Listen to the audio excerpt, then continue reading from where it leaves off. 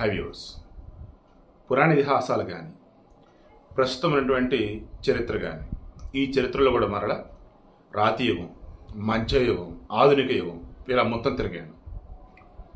ఎక్కడైనా ఏదైనా turning point అంటూ ఉంది అన్న అనుకోని ఒక యుద్ధమో లేదు అన్నప్పుడు ఊహించని విధంగా ఆ జనాల మధ్య ఎడబాటు ఇటువంటి వస్తున్నాయంటే ఎక్కువగా కనిపించేది స్త్రీ. ఓ ఆడదాని వల్ల రాజ్యాలు కోల్పోయిన రాజులు ఉన్నారు, ఓ ఆడదాని వల్ల ప్రాణాలు కోల్పోయిన రాజులు ఉన్నారు. ఇలా చెప్పుకుంటూ పోతే చరిత్రలో చాలా ఉన్నాయి. Best example Draupadi. తానేం చేయలే, దుర్యోధనుడు అలా ఊహించుకొని అదంతా చేసుకుంటూ పోయాడు. సో ఇప్పుడు విషయం ఏంటి, ఈరోజు Jani alias Jani master alias Shaik Jani Basha విషయంలో కూడా ఓ ఆడదే ఇక్కడ అందరిని కూడా విస్మయానికి గురి చేస్తున్నారా, అయోమయానికి గురి చేస్తున్నారా, లేదంటే వెర్రి పప్పాలు చేస్తున్నారా నాకు తెలియటం వల్ల మీరే ఆలోచించుకోండి. ఇక్కడ ఈ ఆడది అన్నప్పుడు స్త్రీ ఎవరు?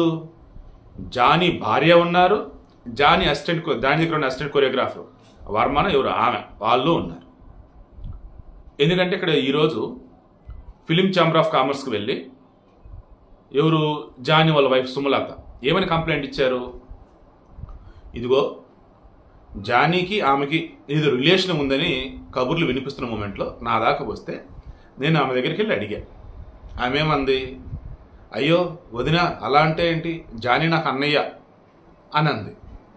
సో అన్నయ్య అన్నటువంటి ఆమె ఈరోజు వచ్చి నన్ను రేప్ చేశాడు, పెళ్లి చేసుకోమని బలవంతించాడు అంటూ ఉంటే ఎలా నమ్మాలి? ఒకనొక సమయంలో ఆత్మహత్య కూడా చేసుకోబోయా. ఇది ఇప్పుడు నేను చేసుకుంటా, నా కుటుంబానికి ఏదైనా అయితే మేము చనిపోతే దానికి బాధ్యత ఆ అమ్మాయే, చర్యలు తీసుకోండి. పెళ్లి చేసుకోమని చెప్పేసి జానీ నా అమ్మాయి వేధించింది అని చెప్పింది. ఇది న్యూ యాంగిల్ అన్నట్టు. ఇది ఈమె వర్షన్. ఇక్కడ కూడా స్త్రీ, ఇక్కడ కూడా ఆడామె. ఇక ఆ అమ్మాయికి వద్దాం, అసిస్టెంట్ కొరియోగ్రాఫర్. ఈమెకు సంబంధించి ప్రొడ్యూసర్ సి కళ్యాణ్ ఉన్నాడు కదా, ఆయన ఏమన్నాడు తెలుసా? ఏకంగా ఒకనాడు జానీ మాస్టర్ నాకు గురువు అంది, జానీ మాస్టరే నాకు ఈరోజు ఈ పొజిషన్ ఉండడానికి కారణం అంది, జానీ మాస్టర్ ఎన్నో త్యాగం చేసి నన్ను ఈరోజు ఇలా ఉంచాడని అంది. చివరికి ఆమె చేసిన పని వల్ల జానీ మాస్టర్ యొక్క గొంతు కోసినట్లయింది అన్నాడు. ఇండస్ట్రీలో ఉన్నటువంటి చాలామంది బయటికి రావట్లేదని పేర్లు వాళ్ళు ఇదే అంటున్నారు.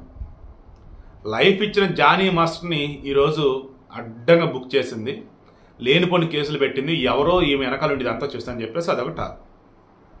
ఆమె వర్షన్ ఏంటి, నేను ఇండస్ట్రీ నిలదొక్కోవాలంటే జానీ మాస్టర్ ఎదుగు తిరగలేను, నేను ఏదో ఒక రోజు ఓ పొజిషన్కి వచ్చాక అప్పుడు అన్నీ చెప్తాను అనుకున్నా, ఈరోజు చెప్పాను.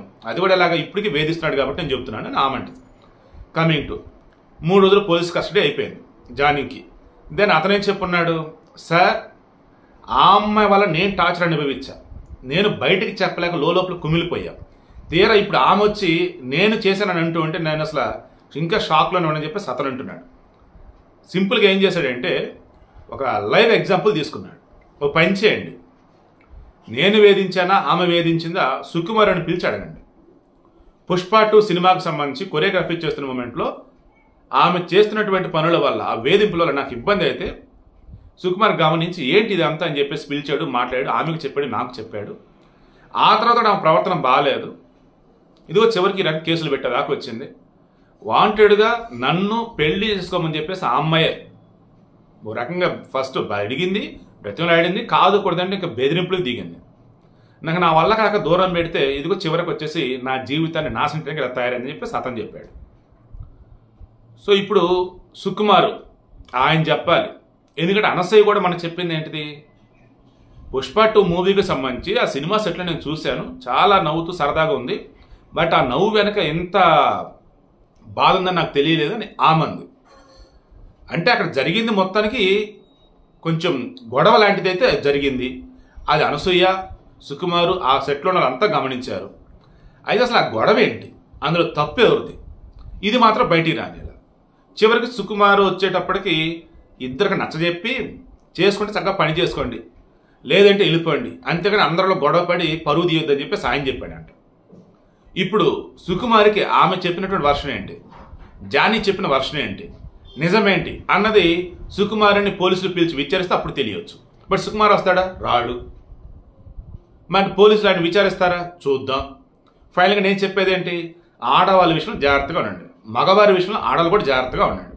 సో ఓవరాల్ ఇక్కడ వచ్చేసి ఆమె మీద కేసులు పెట్టండి అన్నట్టుగా సుమలత వెళ్ళింది ఫిలిం ఛాంబర్కి. ఆల్రెడీ ఆమె చెప్పిన దానికి సంబంధించి మేము విచారణ వేసామన్నారు అదే ఫిలిం ఛాంబర్ వాళ్ళు.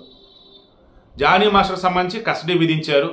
అండ్ ముఖ్యమైన విషయం, ఆమె మైనర్ అంటుంది కదా, మైనర్ కాదు, ఆమె మేజర్. అన్నీ చెక్ చేసి ఆమె మేజర్ అనుకున్నాకే నేను నా దగ్గర కొరియోగ్రాఫర్గా జాయిన్ చేసుకుని ఆమెకి అసోసియేషన్లో డ్యాన్స్ కార్డు ఇప్పించని అంటున్నాడు. మనం మొన్న కూడా మాట్లాడుకున్నాం, డీ షోలో చేసేవాళ్ళు మైనర్లే ఉండకూడదంట కదా, మరి ఈమె ఎలా చేసింది అని చెప్పేసి.